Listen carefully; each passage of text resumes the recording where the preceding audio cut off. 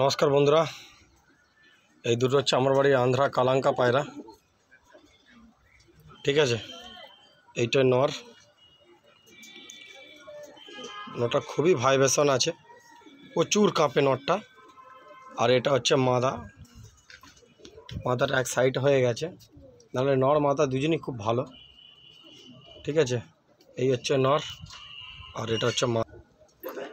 তো বন্ধুরা নরের খাড়ানটা দেখুন, মাদাটা খুবই রাগী টাইপের। নরের ভাইব্রেশনটা দেখুন, এতটাই আওয়াজ হচ্ছে, ফারফার করা কানের কাছে আওয়াজ হচ্ছে, আমি বুঝতে পারছি পুরো। কালাঙ্কা নর, কালাঙ্কা মাদা। কোনো বন্ধুর যদি লাগে নিতে পারো, অসুবিধা নেই, সেল আছে। ঠিক আছে, সেল আছে পায়রাটা।